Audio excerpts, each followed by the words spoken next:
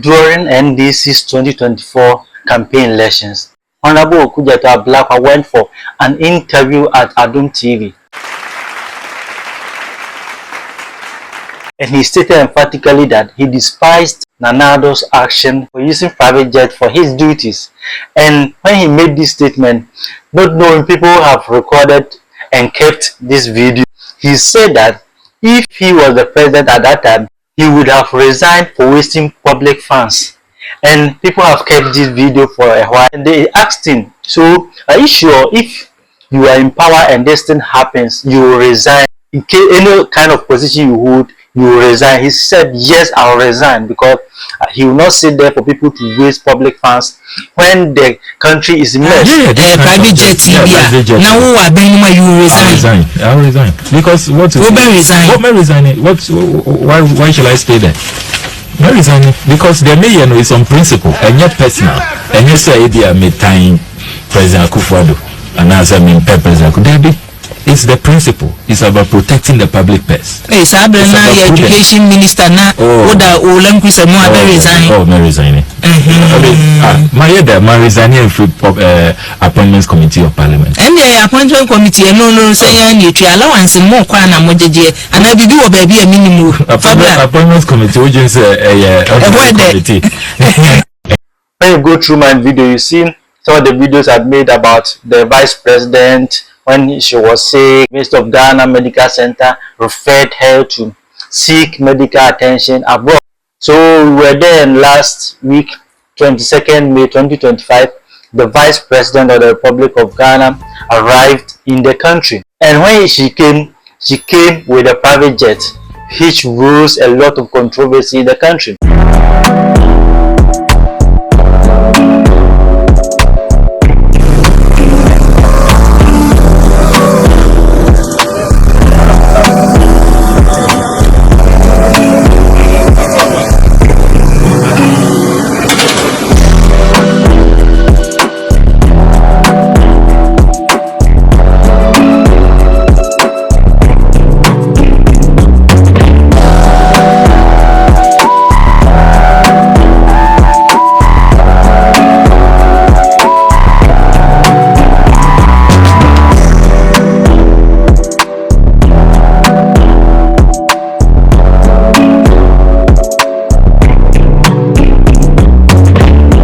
Because they said when Nana Addo was in power, people said a lot of things against his usage of private jet.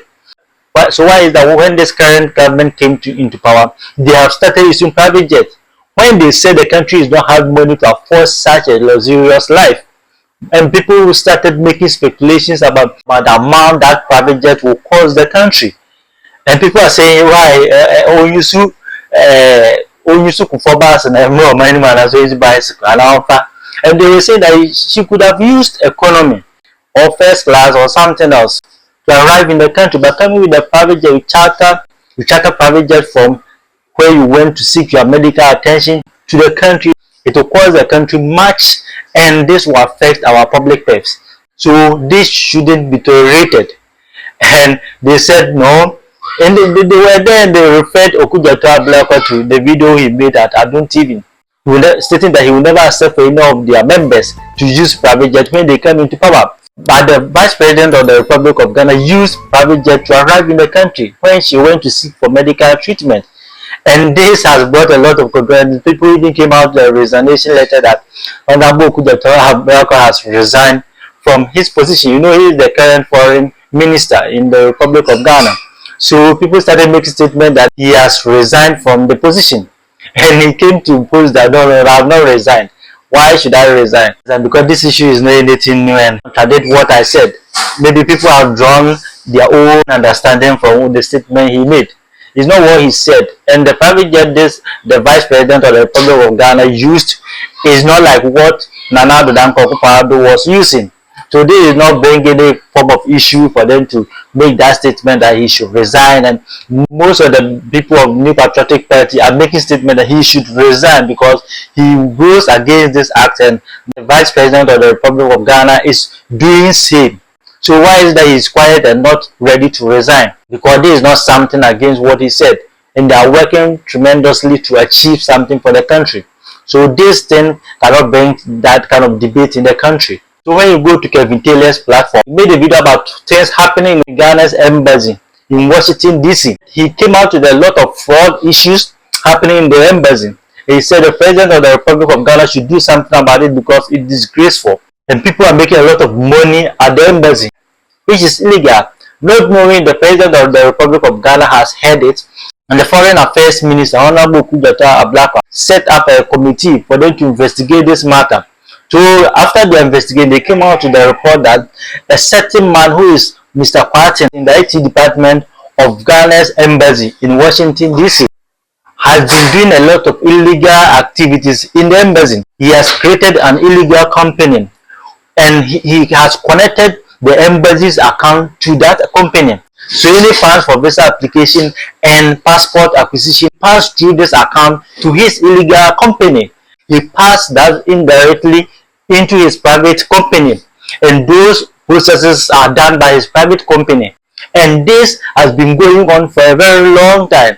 And now when they went for the investigation, they found out that he has been doing this and a lot of monies have gone into his account. Think about it, how he has created his own company, connected the embassy's account to his company, and anyone that applies for visa through the embassy, funds and everything will go to his illegal company, and they will receive the money and the embassy will be losing. Most Ghanaians in the United States of America are affected and complaining because why should it that my own country, Washington DC, when you go there to seek any kind of help, there is no one available to help you. Even they charge you illegal. All the process will be done for you. People have raised a lot of concern about this issue. But now, the President of the Republic of Ghana and the Minister of Tourism took a bold action to curb this menace because they think that this thing is affecting and disgracing the country. Because why is that this thing is happening in the country? People in United States of America are not getting the kind of assistance they need unless they pay money through back doors or to people. So this investigation yielded a result everyone is expecting. When you look at it, it's not something that should be done. So now there's temporary closure of Ghana's embassy in Washington DC for a lot of reshuffle investigation to go on, because most of the staff in Ghana's embassy are corrupt and they have to reshuffle them and sack some of them. So they have to do that cleanup within this period before the embassy will start working.